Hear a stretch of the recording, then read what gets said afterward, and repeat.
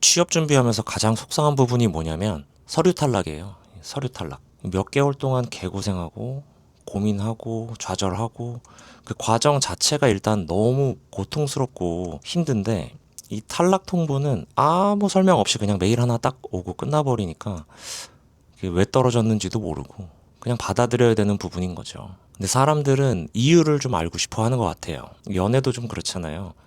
왜 헤어졌는지 이유를 말을 안 해주고 헤어지면 몇 년 동안 기분이 더럽잖아요. 그죠? 이런 경험이 없으실라나? 나만 병신인가? 자, 이렇게 상처받은 영혼들이 결국에는 컨설팅을 찾아옵니다. 도대체 왜 서류가 계속 떨어지는지 모르겠다. 자격증 필요한 거 다 땄고, 어학 점수 부족하지 않고, 학교도 이 정도면 나쁘지 않고, 학점 관리도 잘 됐고, 그럼 혹시 자소서가 문제인가요? 이런 소리를 하세요. 그러고는 아무 죄 없는 자소서를 계속 두드려 팹니다. 자소서가 거의 지금 눈 돌아가 있고 이빨 다 나가 있고 뭐 너덜너덜해요. 그런데요, 서류에서 탈락하는 그 수많은 이유들 중에서 자소서 비중은 정말 극히 낮습니다. 그런데 어찌 됐건 자소서를 못 쓰면 취업은 안 되는 건 마찬가지긴 해요. 면접단에서 중요한 거니까. 안녕하세요. 일타남이고요. 저는 취업 일타 강사 남편입니다. 자, 오늘 영상에서는 서류 탈락의 진짜 이유와 자소서는 죄가 없다라는 주제로 한번 말씀드려 볼게요. 와이프의 정말 수많은 컨설팅 데이터로 말씀을 드리는 거니까 의심의 눈을 걷어주시고요. 그리고 지금 구독자가 2명인데 구독 좀 부탁드릴게요. 2명은 진짜 너무 비참해요. 어디 가서 말도 못하고 5명은 돼야 어깨를 좀 필 수 있을 것 같아요. 구독해주시면 여러분들 취업에 도움되는 영상들, 공감되는 영상들 많이 올리겠습니다. 자, 많은 분들이 서류 탈락하는 이유가 뭐냐, 진심으로 모르셔서 물어보시는 건지 궁금한데 많이들 물어보세요. 사실 여러분도 답을 알고 있고 다른 사람들도 다 알고 있는 내용이죠. 다만 인정하기가 조금 쉽지 않을 뿐이죠. 당연히 서류 탈락의 근본적인 이유는 취업 시장이 상대평가라서 그렇죠. 물론 뽑는 인원도 적고 지원자들은 많고 이런 것도 있긴 하지만 기본적으로는 상대평가라서 그런 것 같습니다. 이 서류에서 떨어지는 90%는 상대적인 스펙 부족 때문이 맞아요. 그리고 5% 정도는 뭐 이력서에 오타를 치시거나 뭐 LG 자소서에 뭐 현대 내용을 썼다거나 뭐 그런 분들도 간혹 계시고요. 자소서 때문에 떨어지는 경우는 요새는 특히나 별로 없다고 생각이 듭니다. GPT가 웬만한 건 다 써주잖아. 그럼 도대체 어떤 사람들이 합격을 하는 거냐 많이들 궁금해 하시는데 합격자 스펙 들어보면 진짜 얼마나 세상이 잘못된 건지 감도 안 와요. 일단 대기업 기준으로 말씀을 드려볼게요. 대기업은 뭐 일단 요새 사람 진짜 거의 안 뽑죠. 뽑아도 뭐 극소수로 뽑는데 거기 지원하는 사람들이 이제 별들의 전쟁인 거죠. 물론 지원 부서마다 약간의 편차는 있는데 경영 지원이나 인사 파트는 일단 스카이는 기본인 것 같고요. 노무사 자격증이나 로스쿨 나온 사람들이 지원을 해버리고 그리고 재무 회계 파트는 CPA 자격증이 있거나 CPA 공부를 3, 4년 하신 분들 그런 분들이 지원을 하고 있고 뭐 마케팅 쪽은 공모전 대상 출신들이 우글우글 합니다. 그러니까 마케팅 쪽은 상대적으로 뭐 학교보다는 공모전이 제일 중요한 것 같아요. 그리고 뭐 관련 경험들 그런 것들이 많이 중요한 것 같고 일단 대기업 쪽은 영업직이나 영업관리 말고는 그야말로 별들의 전쟁이에요.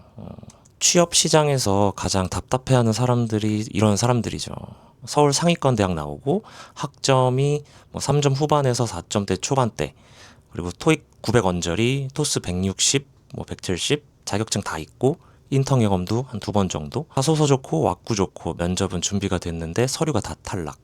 미치는 거죠, 이거는. 우리나라에서 저 정도 스펙이면은 상위 2, 3%는 될 거잖아요. 그런데 지금 대기업 주요 직군 합격자들은 상위 0.5% 이내예요. 이건 진짜 답이 없는 상황이다, 이렇게 보이고요. 아니, 로스쿨 나왔으면 변호사를 해야지. 왜 대기업을 가? 이런 사람들은 진짜 너무 답답해서 컨설팅을 찾아옵니다. 그럼 그분께 뭐 아무리 명강사라도 해줄 수 있는 말이 사실 얼마나 될까요? 어학 점수가 좀 부족했던 것 같아요. 뭐 아니면 학점 때문인 것 같아요. 그것도 아니면 뭐 이번에 합격자분들의 평균적인 스펙을 말씀드리는 거죠. 잔인하죠. 아프죠. 상담 받다가 많이들 우십니다. 취준생분들 저도 안타까워요. 저도 가끔 옆에서 듣다가 울컥하기도 하거든요. 왜냐면 너무 서럽게 우시는 분들도 있고 하니까. 근데 와이프는 냉혈한이에요. 가끔 막 웃고 있을 때도 있어요. 너무 무서워. 뭐 화이팅 하셔야 돼요 이러면서 전혀 감정의 동요가 없습니다. 근데 그런 분들이 하루에도 엄청 많이 있으니까 뭐 당연하겠죠. 근데 거기서 뭐 강사까지 막 다운돼서 막 같이 울면 더 우울해지겠다 싶긴 한데 그래도 무서운 건 무섭습니다. 그리고 이제 다른 방향이 뭐가 있을지 그분들께 좀 계획 설정을 해드리고 뭐 어디는 가능하고 어디는 안 되는지 그런 거 봐드리는 거죠. 그리고 뭐 공기업 가고 싶은 분들은 공기업 안내해드리고. 그런데 많은 서울 중상위권 학교에 어학 점수 높고 자격증 다 딴 사람들 입장에서는 정말 미칠 노릇이긴 하죠. 이분들이 열심히 안 산 게 아니잖아요. 예전 같으면 뭐 대기업에서 서로 데려가려고 했을 만한 사람들인데 대기업 간 제 친구들 스펙은 굉장히 안 좋습니다. 세대가 많이 다르니까. 그 사람들이 지금 팀장급이고 뭐 늦는 애들은 과장인 것 같고 빠른 애들은 뭐 차장 뭐 이 정도인 것 같아요. 그런데 이런 상황을 그냥 요새 젊은 것들 욕심이 너무 많다, 뭐 눈을 낮춰라 라고 말하면 당연히 기분이 나쁘죠. 왜냐면 지금 신입으로 들어가는 사람들이 웬만한 팀장급들보다 스펙이 훨씬 좋잖아요. 그러니까 짜증이 나죠. 그래서 온라인상에서 계속 그렇게 싸우는 것 같아요. 그러면 이 중상위권의 취준생들은 어떤 방향으로 가냐면 실제로 눈을 낮춥니다. 위는 0.5%들의 싸움이라 그랬잖아요. 그럼 이 상위 2, 3%의 사람들은 실제로 눈을 낮출 수밖에 없어요. 두 부류로 이제 나뉘는데 어떤 분은 죽어도 나는 전공을 살려서 원하는 직무로 가야겠다 하시는 분들이 있고요. 또 어떤 분들은 나는 무조건 대기업을 가야겠다 하시는 분들이 계시는데 그분들은 이제 영업이나 영업 관리 쪽으로 좀 눈을 많이 돌리시는 것 같습니다. 그런데 이것도 사실 쉽지는 않아요. 자, 이런 분들이 중견기업의 주요 파트, 뭐 영업직 이런 데로 가다 보니까 원래 이쪽을 지원하던 스펙의 학생들은 또 계속 서류 탈락을 경험하겠죠. 그럼 또 컨설팅 오셔서 우세요. 어쩔 수 없잖아. 근데 세상이 이런 걸. 이런 어지러운 상황들에 대해서 간단히 제 생각을 말씀드리자면 취준생분들은 그냥 일단 지금 할 수 있는 걸 하는 게 맞다고 봐요. 물론 답답하고 현타 오고 우울하죠. 근데 그런 분들은 자영업을 한번 해보시고 다시 돌아오시면 정말 기쁜 마음으로 취업 준비하실 수 있을 것 같아요. 뭐 카페나 치킨집 같은 거 있잖아요. 빚을 좀 내서 한번 해보시고 다시 취업판으로 돌아오시면 너무 재밌어질 거예요. 저는 지금 유튜브 찍는 거 아무도 안 봐도 너무 재밌거든요. 비결이 뭐다?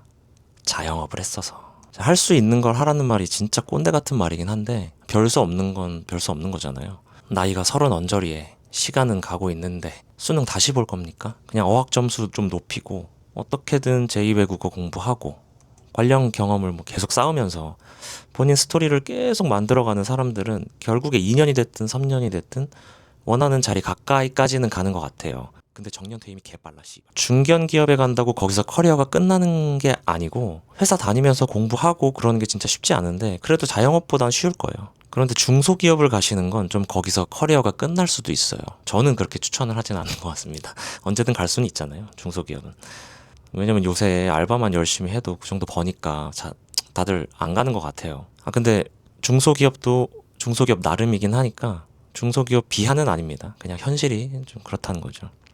추천할 만큼 메리트가 없다. 이런 미친 세상에서 취업을 준비하시는 모든 분들께 응원과 위로의 말씀을 드려보고요. 그래도 열심히 준비하셔서 꼭 취직 성공하시길 바라고 평균적으로 취업 준비 기간은 1년에서 2년 정도라고 합니다. 너무 급하게 생각하지 마시고 할 수 있는 걸 하시면서 버텨주시길 바래요.